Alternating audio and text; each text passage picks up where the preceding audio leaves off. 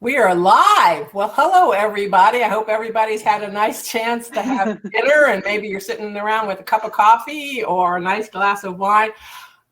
I can't tell you how excited I am. I mean, I have been looking forward to this conversation with Lauren Groff for months. When we scheduled this event, obviously we thought things would be different, and we were hoping that we could have a big party in the store, because this is actually the launch day. This is the first day that Matrix goes on sale and the public can read it. Us booksellers, we get to cheat and read it early, but the rest of you have had to wait. So I've been sitting on pins and needles, but nothing like the pins and needles that Lauren Groff has been. If you've read her before, you know that you're in for a treat, but I think this will exceed all of your expectations, even as high as they are if you've read, Fates and Furies. I got a whole pile of books here. Florida, Arcadia, Fates and Furies, the Monsters of Templeton. I mean, everything, each one unique and wonderful. And now Matrix, which has a great cover. Well done. And the writing is just amazing. I'm not a writer, so I can't really give it its due, except to say that I marked more sentences than, the book looks like. Remember when you were in school and you highlighted so many things in yellow that the whole page was yellow, and so what did that do, kind of thing? That's what the book looks like. Pages are turned over, things are marked. I've read passages to people over the phone. I've woken my husband up and said, listen to this, you're not going to believe it. So thank you. And despite the fact that Lauren can't be with us, she has sent us signed books. So we have signed books for all of you. So please come and get a signed copy of Matrix. It's something you'll treasure. So you'll want to have it signed. It goes front and center on my bookcase. And I just could go on, but nobody came to hear me. So I'm going to let you talk and toast you and congratulate you and tell you how wonderful everything is. Thank you. So I'm going to do this because my beautiful friends, Laura Vandenberg and Elliot Holt, sent this to me. Woohoo! And they were so instrumental because they were two of my readers, and I love them very, very dearly. So I'm going to actually, ready? I used to be a bartender. But that was good. Thank you. Very dramatic. Very dramatic. Pour me some. I have a cup. All right. You might. Oh my God. Oh, wait, hold on. Okay, I've got visitors. Oh, how perfect is that for this book? Well done. We got visitors. Round, let me pour you some. Here you go. Okay, thank you very much. Just you and your visitors. How are you? It's nice to see everybody. You all grew. You got bigger, taller. Not him, but you. Yeah, he's got some size. I've gotten bigger. Pandemic. Otherwise, okay. Can you close the door? Thank you, guys. They were great. Did you know they were going to come in outfits? It's so ridiculous. I do want to toast everyone who worked on this book. I see Claire McGinnis, who is like the greatest human. Everyone calls her an angel because she looks like an angel, and she is an angel. I would like to toast all of the booksellers, all the readers. I love you. Thank you. I would not have a job without you. So to you, not to me. Cheers. Congratulations. Thank you. Yes. It's very good. Thank you for sharing. Yes. Oh, wow. This is nice. Is that good champagne? Okay. Well, you can sip along the way. Okay. Don't worry. I will be. Absolutely. So people are just sending in comments. They're so exciting. I'm getting a glass. Cheers. Felicitations. We toast you, Lauren. None. Lauren, I can't wait to read my copy. Yay. Katya, I love you. Hi. Dantiel, I saw you earlier. Hi. There's so many people I know and love who are signing up here. I don't know. So this is the book that I worked on and finished right before the pandemic struck, actually. And I had no idea that I was going to spend the next 18 months editing and really thinking about this isolated group of women. And thank God I had finished the first probably 8 drafts up to that point, because then I was stuck in a house with those bozos and another one. So I was the only woman and a dog she's a girl.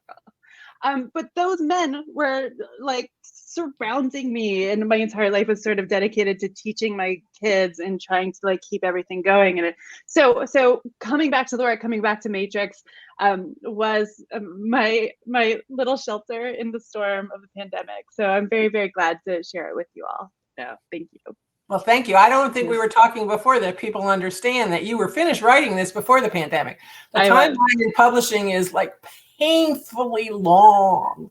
And so Yes. It's not like they can think that you were locked up and, had this quiet time to write. You had this very distracted time. Unfortunately, you had finished writing and you were editing and the publisher was doing their part and we were all just getting excited about it.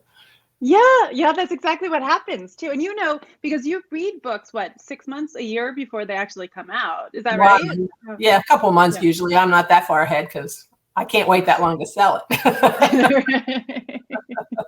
Anyway, well, so I can talk about what went into making this book if you'd like to. What would you like to talk about, Rona? Yeah, I think that the obvious first question that we mentioned before is, why this book and this topic, why Marie de France, why the 12th century, for crying out loud? I mean, you're mostly writing in contemporary times in the past. This is a huge leap. And what made you take the leap to this time period and this person and these, amazing women? So it's that's a hilarious question, actually, because I'm sitting here thinking, well, I don't know, which is why I wrote the book, right? But I do know. I actually do know. I think, so I've been in love with Marie de France, who's this actual French language poet who at some point lived in England. I've loved her since college when I was doing Ancien Français, which is Old French. And I would do a lot of translations and get very, very excited about these les, they're like fantastical, very beautiful short stories in poetry form, right? So they're poetic, they rhyme. They come out of sort of sung narratives, and there are things like unicorns in them. King Arthur is in them. Fairies are in them. They're really amazing. They're amazing. And so I was in love with her for a long time, and I even tried to do a translation of the lay, but I'm not a poet anymore, and I didn't have a lot of confidence in that. And then I was at the Radcliffe Institute has this amazing fellowship, and I was there for 6 months. It was supposed to be a year. And I heard my friend, Dr. Katie Burgess, who's this medievalist, this scholar of nuns' liturgical practices, give a speech. And I was sitting in the audience just riveted, going, oh my God, this is exactly what I want. I almost had like a vision. It was like a very particular vision of this book rise up out of her talk, because we were in the middle of the Trump presidency, actually the end of the Trump presidency. I was so tired of being yelled at by orange men, right? And turning on the radio and hearing, that oleaginous voice just sort of oozing out and like giving me boils as I was sort of listening to him. So I was just tired, and I made these jokes all throughout the presidency that I really just wanted to found a lesbian separatist utopia, right? And just like live there with all my friends. And so as I was sitting in the audience listening to this, Marie de France came back to me, and Abbey came back to me, and they sort of joined. And I knew that I had to write this story before I finished I'm finished with both, but before I finished the book I was actually working on at that time too. So so that's why it was basically, even 5 years ago, I think I gave a talk at a university, and I said, I'll never write any historical fiction ever again, which was, I proved myself wrong, right? But I think what I was thinking of is that I think sometimes historical fiction is erroneously seen as escapism. But what I really wanted in this book was to find the ways that we could speak from the contemporary world back in through time and try to see through time the roots of where we came to, and to see how we got there. And I was thinking a lot about the time of Marie de France and Eleanor of Aquitaine, and how those are the times of the Crusades, which were Christianity imposing itself in a colonialist way on the rest of the world. And I sort of saw resonance in today's world too. So that the past and the present, I think in this book, are speaking back and forth throughout the book, and that's what I want to do. So I was very excited about this project because it was a way of talking about the now without feeling just totally morally overwhelmed by my inability to understand what's happening at any given moment, right? That we had news coming at us so fast. We had situations that were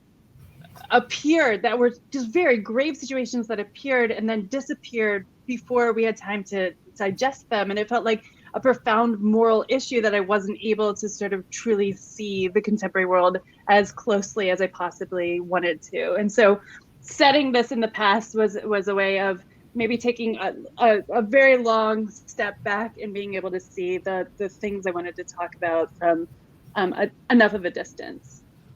I'll be gutsy enough to say, in a classic, that's what makes a classic timeless, is that it's relevant. Oh, drink your champagne, not water. Oh.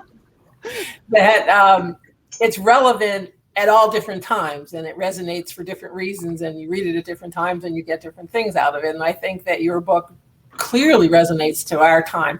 But I apologize to some people. I should back up a little. You want to give, the 30-second elevator pitch of what the book is about, in case that they're wondering, why are we talking about, Marie de France's and poems and abbeys and all that good stuff? Sure. Right. So this book, Matrix, is about a nun, loosely based on Marie de France, who is this poet I was talking about. Historians don't know actually all that much about her, the real historical figure. There are a lot of suppositions. The reason why we don't know so much is because women at the time were really only interesting to people writing the contemporary scrolls of the time, because they were relationally interesting, right? They were interesting through their husbands and their fathers and their sons, if they happened to have important sons, fathers, whatever. So we don't know much about her, but we do know about her poems and her fables. And so what I did was I reimagined the life of this person through her own work. I pulled out images from her own work and built this biographical scaffolding on the images.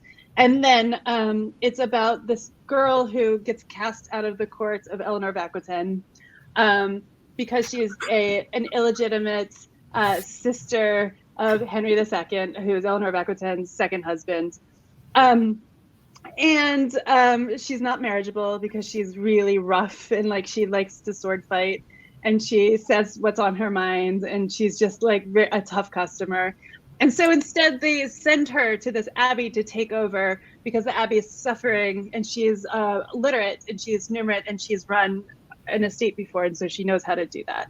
So it's basically the story of Marie coming into this abbey and changing it, and power changing her, and how power turns her into something different than she thought she would ever be.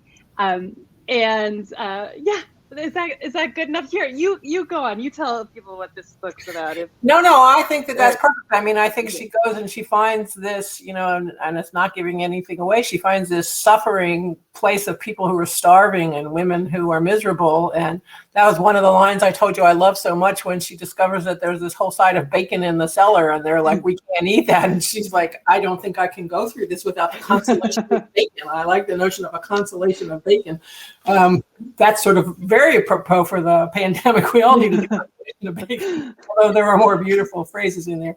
And then she just rises to amazing power, much to the shock and amazement of the men around her. So, and they, there's a lot of opposition to all of that, because that's not something women were supposed to be doing in their time. And so you've answered the question really of how much of it's based on fact, because, as much as you could tell is based on fact, but there's not a lot of fact to find. Yeah. Well, here's the other thing too. I did a huge amount of research everywhere that I could possibly find information. And I tried not to put anything into the book that I hadn't found already in some of the research that I'd done, which doesn't necessarily mean it's believable or true. Because back in the day, right, information was basically oral, right? The way that news was spread throughout the land was through stories and traveling storytellers. And once in a while, some guy sat down and wrote the information of the history of the moment town. So a lot of mythology sort of worked its way into the period, and a lot of magic worked its way in, because that's what people were talking about and sort of believed in. it's not even all that different from the age of Facebook in some ways, right? The information was misinformation at the time. The person who could tell the best story was the one who was believed the most. So even though I tried to put only things that I'd found into the book, there's a lot in here that's that would stretch the contemporary imagination as truthful, for sure. But if I say, well, you've told the best story, then this is now the truth about Marie de France. You've created it because it's the best story out there. So there you have it. I don't even know that. Lauren Groff, right? That's the beautiful thing. She's just like a blank canvas. She's got a very big border, and I can just throw everything on it and make her into my vision of this person. Yeah. That's an interesting question too, because what is the difference to you in writing, historical fiction versus contemporary fiction, and, even nonfiction versus fiction or short stories? I mean, you're writing so many different genres. I mean, is it more freeing because you can't find it out, so you can make it up, but you have some grounding, or does that grounding restrain you in some ways? Yeah, I don't actually see them as inherently different, right? I think that the morality at the base of both historical fiction and contemporary fiction are the same, and it's sort of the morality of verisimilitude, the need to create something that not only seems right but is as right as you can possibly make it, right? But also, I guess, the morality of working through issues of dealing with actual people, right? Eleanor of Aquitaine actually lived, right? There's a great deal of information about her life because she was the most famous woman of her age, period. Right. I mean, she married 2 kings, she divorced 1, right? Like she was so amazing. She went on the Crusades. She was just this incredible creature, and so I had to have a great deal of fidelity to her and the actual the chronology of her life, right? I couldn't just gloss things over. Her personality doesn't come through a lot of the historical or academic stuff, right? And you can only see it once in a while in her letters. There's this amazing letter that she wrote when her son Richard, whom we all know as Richard the Lionhearted, was captured. And there was a huge ransom put on his head that she had to raise. And when she was writing all these letters to these very, very powerful, famous, wealthy men, she changed her signature, which was something, yours, Eleanor, by the wrath of God, as opposed to by the love of God, or whatever she had written before, but by the wrath of God, right? Like, so that little tonal shift is one, I guess, little chink in the historical fortress of her. I could actually see her personality in that upwelling of rage and anger that her son, her most beloved son, had been taken. But again, so I had to be morally very, very, I guess, stringent when it came in that direction. And I think it's the same thing with contemporary work. I have to be very, very stringent in contemporary work to try to make it as close to truth as possible. That doesn't mean that everything I write is truthful, but that the emotional truth is paramount, obviously. But I take it very, very seriously that I need to take the issues at hand with utmost seriousness and play, but mostly seriousness. Yep. But it's interesting then that you found more of that kernel of morality and truth and philosophy in Marie de France than you did of Eleanor of Aquitaine. Of much more is known. Yeah, well, right. Yeah, I mean, I think I was trying to do the best I could for Marie with what I knew about her. That was very rude. Sorry, my family just came in and took more champagne.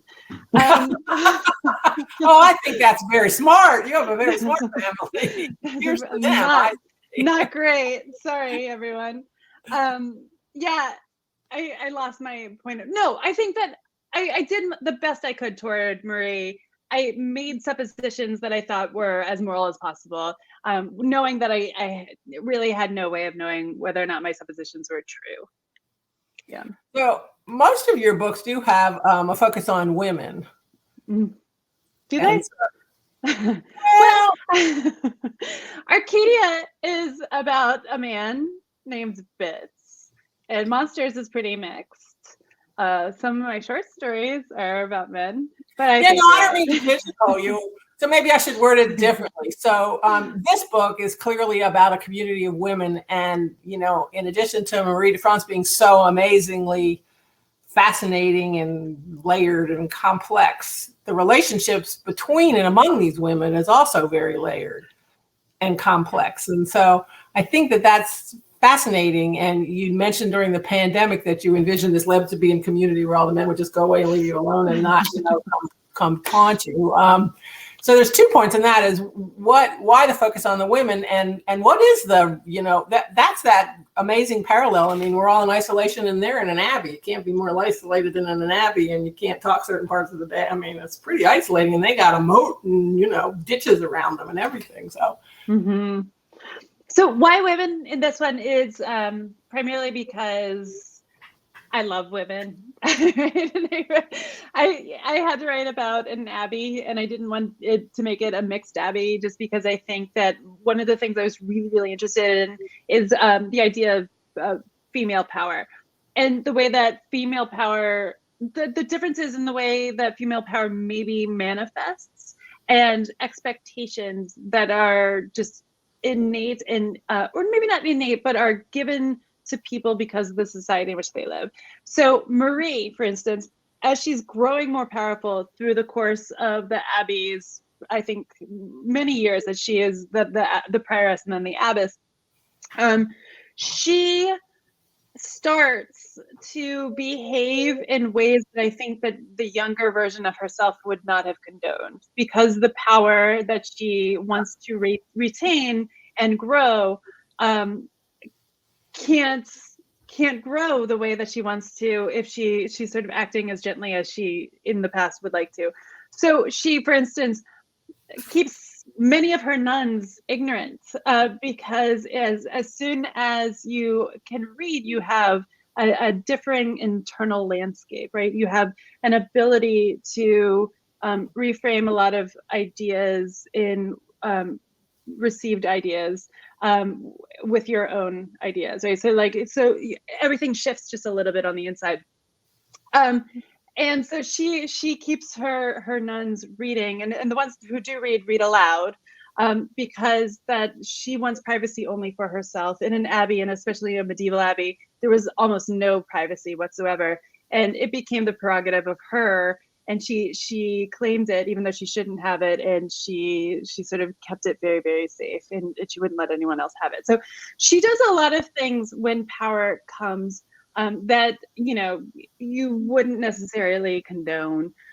I think I was doing that because you keep hearing very sentimental people saying, if the world were run by women, it would be so different. But I actually don't think it would be. I love women, but I don't think we're any different from men in terms of the way that we treat other people when it comes to power. I think that's just a fallacy, because we are complicated, just as complicated as men. We are just as intelligent as men, and we are beset by vices and urges in the way that men are as well. Well, that's a fascinating statement, because yes, she does, when she gets power, she uses it. she doesn't shy away from it. She's very happy to have that power and impose it on others. What do you think that we can take away from this sense of being isolated? Since a lot of isolated. I don't know, actually. So yeah, I don't know what we can take away from that, other than it's my very firm belief that we have to protect certain parts of ourselves from the external world, right? And I think that possibly the idea that the abbey in this book being progressively protected through the actions of Marie. For instance, the whole book is written on the structure of a labyrinth, because when I was doing research, I kept coming up against this idea of the labyrinth. And in the Cathédrale de Chartres, there's this amazing unicursal labyrinth sort of inset in the floor. If you want to look it up, it's beautiful. But a unicursal labyrinth was sort of supposed to symbolize the pilgrim's path to Jerusalem, right? But I just kept seeing them over and over again. So I built not only the structure of the whole book on the idea of the labyrinth, a labyrinth, an actual physical labyrinth, became a very large part of this book. Marie and her nuns build this huge earthwork project in order to keep them even more removed from the world of sin and men than they could have been before. And I think in some ways that's like a very large metaphor for the way that we need to sort of retain a separate space, an internal space within each human soul, and sort of defend it against even the people we love, right? Which is something that Marie does for herself and doesn't necessarily allow her nuns to do, which, you know, I'm a little ambivalent about that. But also, I think, you know, and this is one of the moments where the past and the future, I wanted to sort of speak back and forth. I can see a great deal of positive attributes to creating this isolation, or building this isolation around her nuns.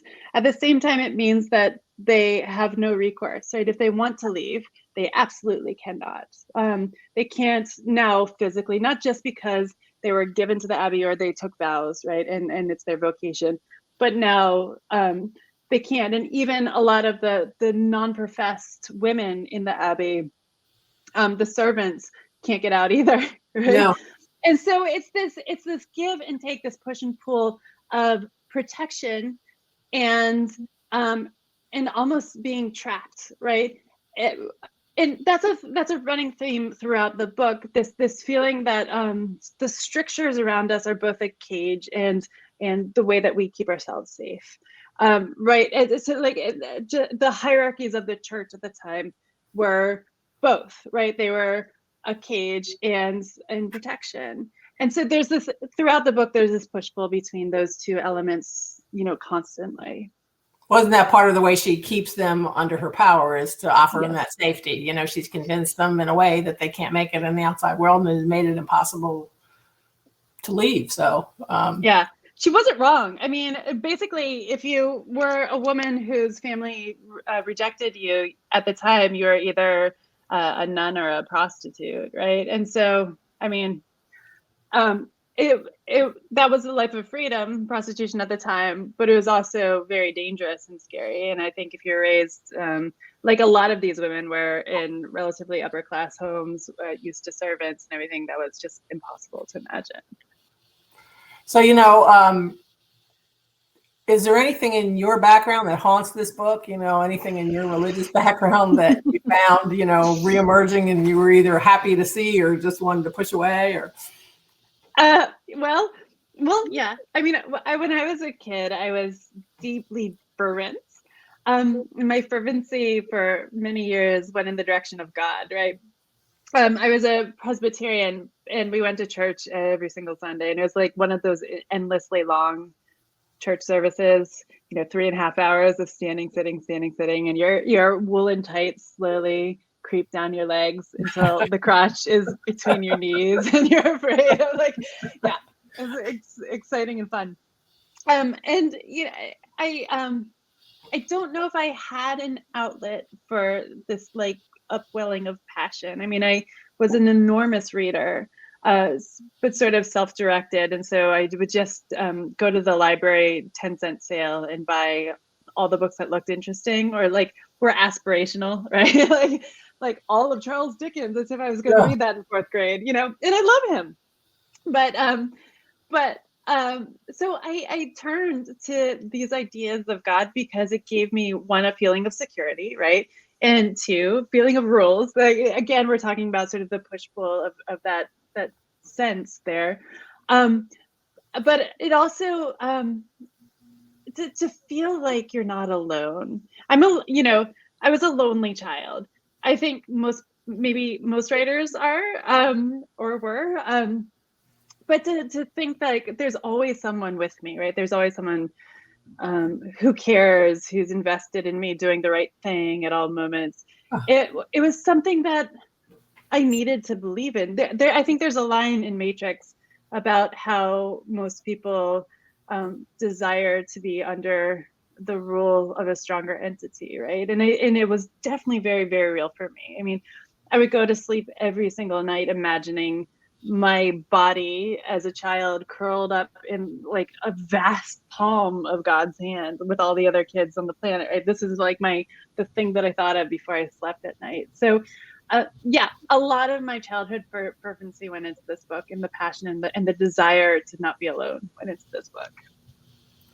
So I've talked about the amazing things in writing. I could talk to you and ask you questions all night. I invite other people to type in their questions, and Lauren could see them, or we can funnel them to her so she can answer. Otherwise, it's all on me, and I'm fine. But I'm imagining y'all have questions. But given how beautiful this writing is, did you want to share some of it with us, or? Oh, sure. Should I? Yeah. Okay. Yeah, that would be lovely. Thank you. A gift. Do you have a place where you're thinking, or no? No, I leave that. Okay. I'll just go from the beginning. And then I'm not going to read too much, just because reading too much on these crowdcast Zoom things is a disaster. So I think I'll do maybe a page and a half. Okay. She rides out of the forest alone, 17 years old, in the cold March drizzle, Marie, who comes from France. It is 11:58, and the world bears the weariness of late Lent. Soon it will be Easter, which arrives early this year. In the fields, the seeds uncurl in the dark, cold soil, ready to punch into the freer air. She sees for the first time the abbey, pale and aloof on a rise in this damp valley, the clouds drawn up from the ocean and wrung against the hills in constant rainfall. Most of the year, this place is emerald and sapphire, bursting under dampness, thick with sheep and chaffinches and newts, delicate mushrooms poking from the rich soil, but now, in late winter, all is gray and full of shadows. Her old war horse glumly plods along, and a merlin shivers in its wicker mew on the box mounted behind her. The wind hushes, the trees cease stirring. Marie feels that the whole countryside is watching her move through it. She is tall, a giantess of a maiden, and her elbows and knees stick out ungainly. The fine rain gathers until it runs in rivulets down her sealskin cloak and darkens her green headcloths to black. Her stark Angevin face holds no beauty, only canniness and passion yet unchecked. It is wet with rain, not tears. She is yet to cry for having been thrown to the dogs. 2 days earlier, Queen Eleanor had appeared in the doorway of Marie's chamber, all bosom and golden hair and sable fur lining the blue robe, and jewels dripping from her ears and wrists, and shining chaplet and perfume strong enough to knock a soul to the ground. Her intention was always to disarm by stunning.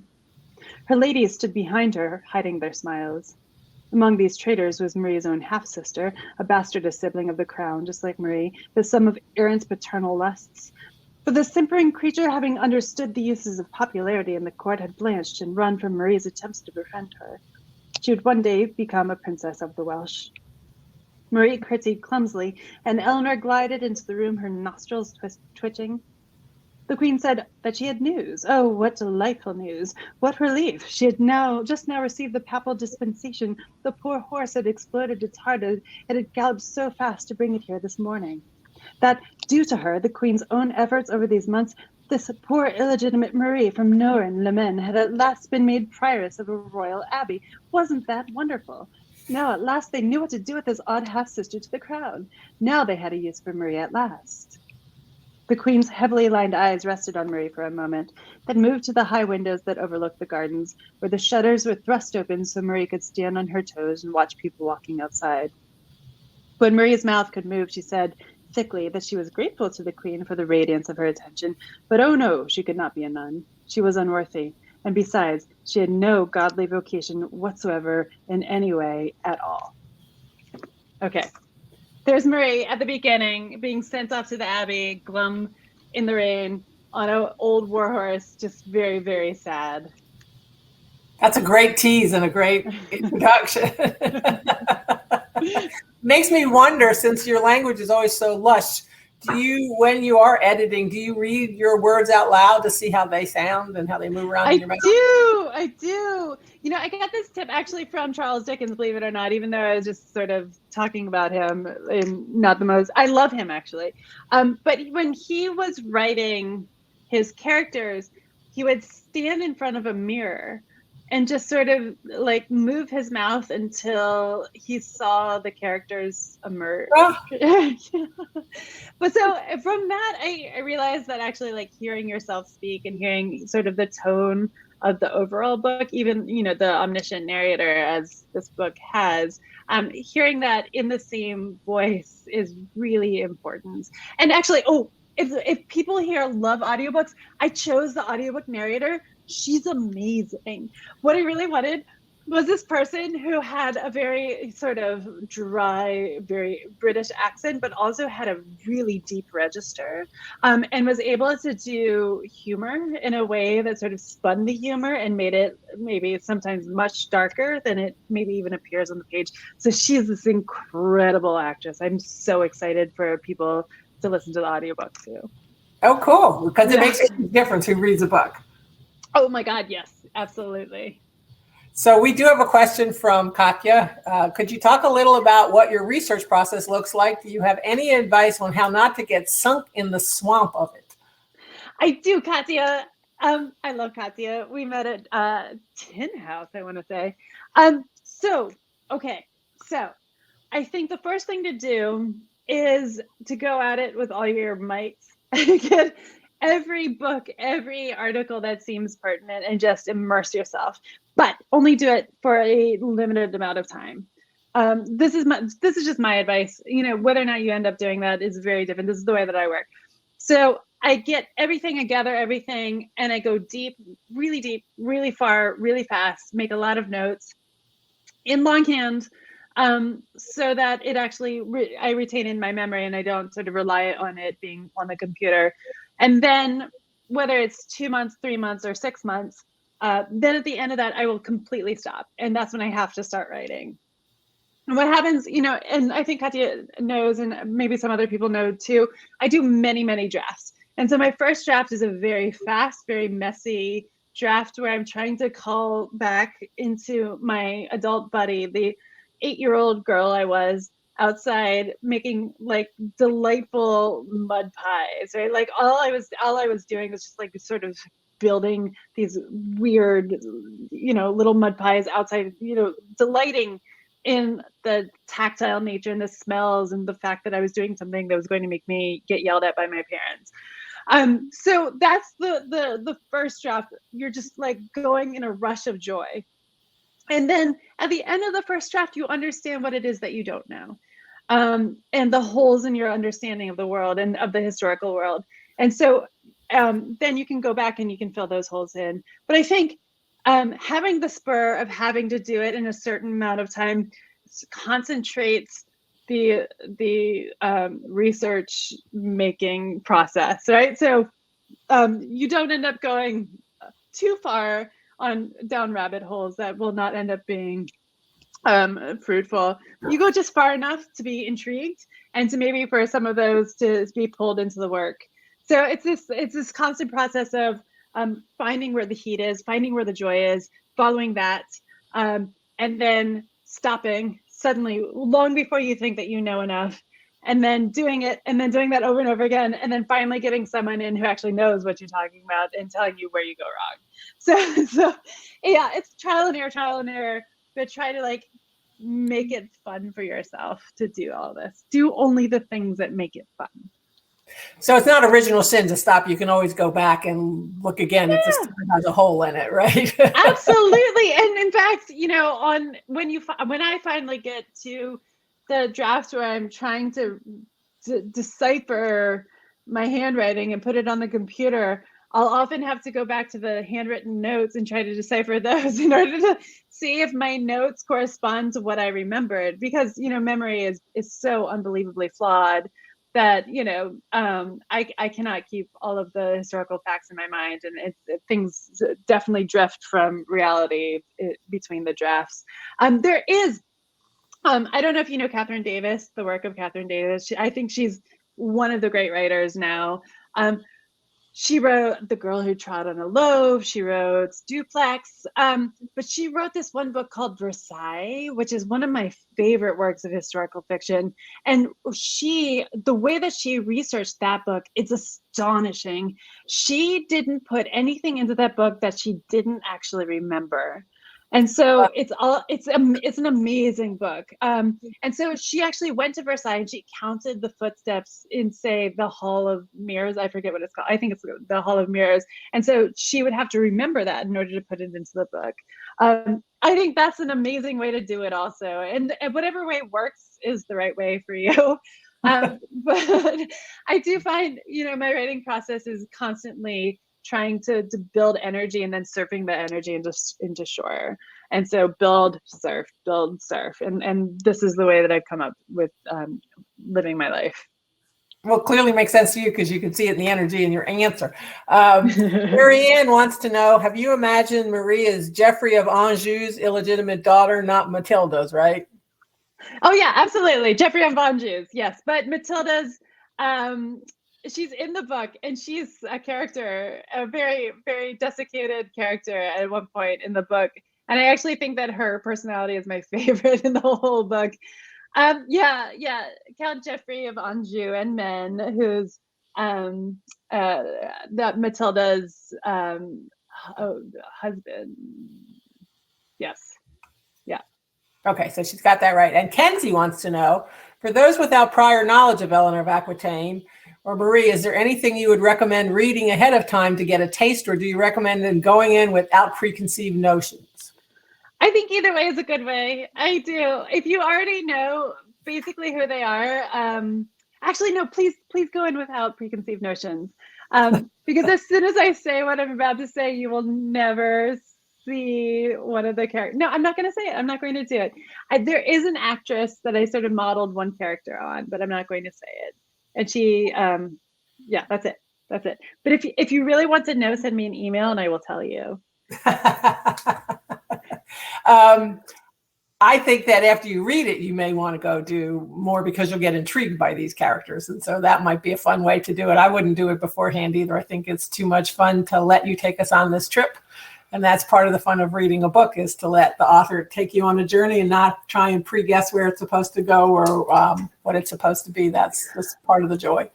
I would recommend, if you're interested, reading the lay. It's a very short book, sitting basically of reading, because if you read the lay after you read the book and you think about the book, basically throughout the whole book, there are images from the lay that I put in there as my sort of scaffolding. So over and over again, you'll see something and you'd be like, oh my gosh, that happened in both books in different places. It's almost like Easter egg hunting, if that's something that you want to do. Who doesn't want to go Easter egg hunting? There's a surprise at the end. Well, I could keep you here all night, but before I let you go, is there anything else you want to tell us or ask us or share with us? No, I'm just so profoundly grateful to have spent this time with all of you. Tonight is my launch day. I'm so happy and I'm so grateful that the world has lasted at least this long. So thank you for being here. Thank you for supporting your local independent bookstore. It is so important. Rona is the greatest. You have to come say hi to her and actually visit, because we need you. Thank you for your support too. I'm really, really grateful to you. Well, thank you. We are honored to be your launch, and we look forward to when you can actually come visit us in person and we can pour the champagne for you. That will tempt you to come back. We'll have you come back anytime. You're always welcome. In the meantime, I just urge everybody to read this book. You will not be sorry. It's just so wonderful. And you'll just want to tell everybody you know about it. And I'm so glad now I get to tell people about it, and then they can actually read it and we can talk about it. So, thank you so much for letting us borrow you for the evening and to send you off on this wonderful adventure. And we look forward to seeing you and wish you all the best. And Really appreciate it. Thank you. Thank you, everyone. Go finish your champagne and celebrate. Maybe not the whole bottle. I'll give some more to my husband. You'll never know, so it's okay. Take care. Stay safe. Thank Thanks. you. Bye. Bye.